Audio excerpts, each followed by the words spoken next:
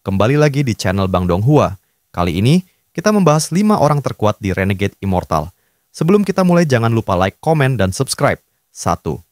Wang Lin. Ia mencapai ranah kultivasi Heaven Trampling, melampaui semua pendahulu. Wang Lin adalah satu-satunya karakter yang berhasil mencapai dan melampaui ranah Heaven Trampling. Langkah keempat, tingkat kultivasi tertinggi.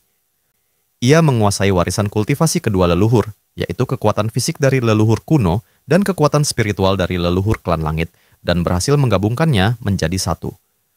Fisik kuno yang kuat 9-star Ancient God. Wang Lin berhasil mencapai ranah 9-star Ancient God, dewa kuno 9 bintang, yang memberinya tubuh fisik yang sangat kuat, tubuh yang tidak bisa dihancurkan.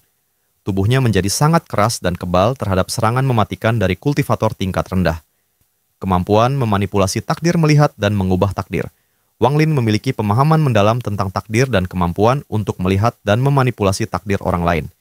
Ia menggunakan kekuatan ini untuk mengalahkan All-Seer, yang juga seorang ahli dalam hal takdir. Pengetahuan mendalam tentang hukum alam semesta memahami Dao. Wang Lin memiliki pemahaman yang sangat mendalam tentang Dao dan hukum alam semesta, yang memungkinkannya menciptakan teknik dan senjata kultivasi yang unik. Menghilangkan kesengsaraan.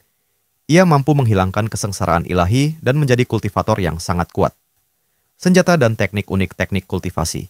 Ia menguasai berbagai teknik kultivasi, seperti Extermination Art, Great Soul Refining Art, dan Seven Colored Daoist. Senjata dan artefak. Ia memiliki berbagai senjata dan artefak yang unik, seperti Shattered Empyrean Compass dan Heaven Trampling Bridge. 2. Old Man adalah seorang kultivator misterius yang bepergian dengan kapal kuno. Dia adalah leluhur balai pembasmian kehidupan. Pria parubaya berambut abu-abu panjang, bermata biru, dan mengenakan jubah abu-abu bersulam kodok berkepala naga.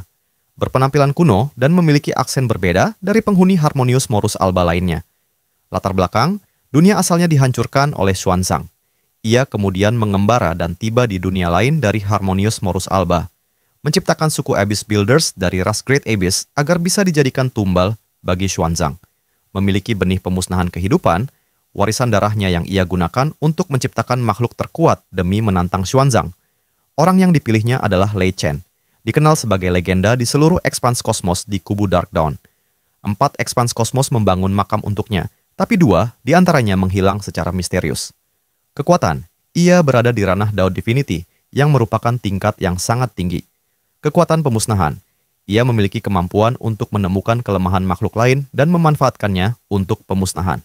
Stimulasi potensi, ia mampu merangsang potensi tersembunyi makhluk hidup, membuatnya lebih kuat. Perjalanan Heaven Trampling, ia mengikuti jalur kultivasi Heaven Trampling dan mencapai langkah keempat. Ia memiliki kekuatan yang melebihi sebagian besar 3. Leluhur kuno dan leluhur klan langit adalah 2 entitas yang sangat kuno, mungkin bahkan lebih tua dari benua astral abadi itu sendiri. Mereka adalah tokoh yang menemukan dan mempopulerkan jalur kultivasi tingkat lanjut yang dikenal sebagai Jembatan Penapak Surga, Heaven Trampling. Leluhur kuno. Kekuatannya berasal dari kultivasi fisik yang berfokus pada penyempurnaan tubuh, esensi, dan garis keturunan.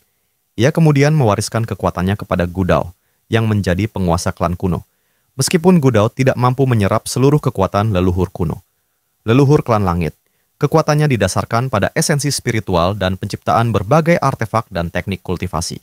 Ia menciptakan 72 benua langit dengan menyegel berbagai makhluk dan entitas.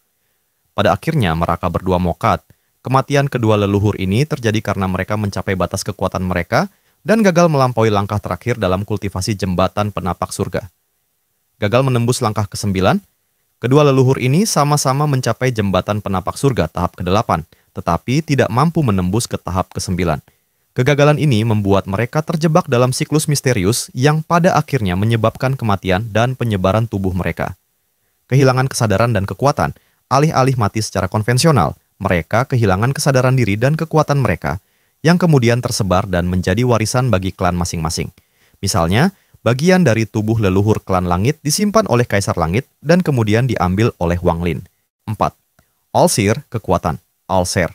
Melihat masa lalu, masa kini, dan masa depan.